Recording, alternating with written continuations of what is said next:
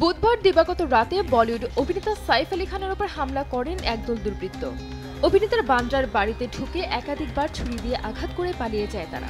রক্তাক্ত অবস্থায় অভিনেতাকে মুম্বাইয়ের লীলাবতী হাসপাতালে ভর্তি করানো হয়, সেখানেই তার চিকিৎসা চলছে। এই ঘটনায় তোলপাড় গোটা বি টাউন। এর আগেও মুম্বাইয়ের বান্দ্রা এলাকায় বসবাসরত একাধিক তারকার উপর হামলা করা হয়েছে। শুধু তাই নয়, সবকিছু গভীরভাবে পর্যবেক্ষণ করলে একটা রহস্যের ইঙ্গিত পাওয়া যায়। আর সেটি হলো শুধুমাত্র খান পরিবারে এবং তাদের ঘনিষ্ঠজনদের ওপরই এই হামলাগুলো চালানো হচ্ছে।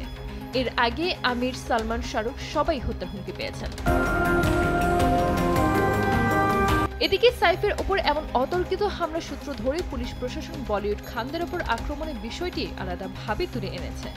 তবে সাইফ কাণ্ডের 48 ঘন্টা পার হলেও হামলাকারীর নাগাল পায়নি মুম্বাই পুলিশ। শুক্রবার বান্দ্রা স্টেশন থেকে এক সন্দেহভাজনকে আটক করা হলেও পরে তাকে ছেড়ে দিতে বাধ্য হয় প্রশাসন। জানা যায় ওই ব্যক্তি সাইফের আবাসনে কাঠের আসবাবপত্রে কাজ করতে গিয়েছিলেন, কিন্তু বাড়ির সিঁড়িতে যে ব্যক্তি সিসি ক্যামেরা ফুটেজ বৃহস্পতিবার প্রকাশ করেছিল মুম্বাই অপরাধ দমন শাখা, তার সঙ্গে কোনো মিল নেই আটক হওয়া ব্যক্তির। এরপরই পুলিশের তরফ থেকে জানানো হয় তদন্তকারী অধিকারীদের 30টি দল সন্দেহভাজন দুষ্কৃতীদের খোঁজে তল্লাশি চালাচ্ছে। कल प्रधानमंत्री मुंबई में थे, उसी वक्त सैफ अली खान पर कातिलाना हमला हुआ। এরই মধ্যে সাইফের পেট থেকে বের করা ছুরির অংশটি হাতে পেয়েছে মুম্বাই পুলিশ। ওই ছুরির বাকি অংশ কোথায় তা উদ্ধারের চেষ্টা চলছে। অন্যদিকে তদন্তে উঠে এলো আরেক বিস্ফোরক তথ্য। জানা যায় শুধু সাইফই নন, দুষ্কৃতীর নিশানায় ছিলেন বলিউড বাদশাহ শাহরুখ খান।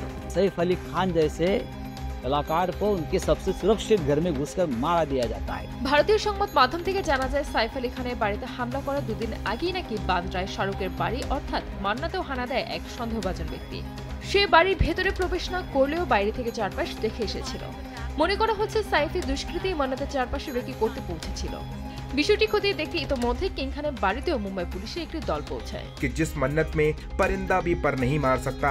মান্নাতের পেছনের একটি লাগোয়া ঘরে 6 থেকে 8 ফুট লম্বা লোহার সিঁড়ি স্থাপন করে এক ব্যক্তি প্রাঙ্গণটি পর্যবেক্ষণ করার চেষ্টা করেছিলেন। পুলিশের সন্দেহ সাইফ আলী খানের ওপর হামলা জড়িত একই ব্যক্তি হতে পারে। মান্না থেকে উদ্ধার করা সিসিটিভি ফুটেজের ব্যক্তির উচ্চতা এবং গড়নের সঙ্গে সাইফের বাড়ির ফুটেজে দেখা সন্দেহভাজন ব্যক্তির মিল রয়েছে। তবে এই সংযোগ নিয়ে আনুষ্ঠানিক কোনো মন্তব্য করতে চায়নি পুলিশ।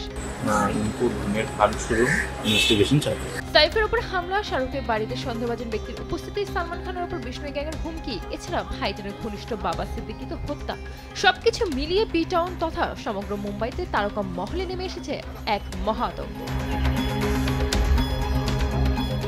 সানজিদ আক্তার, দেশ টিভি।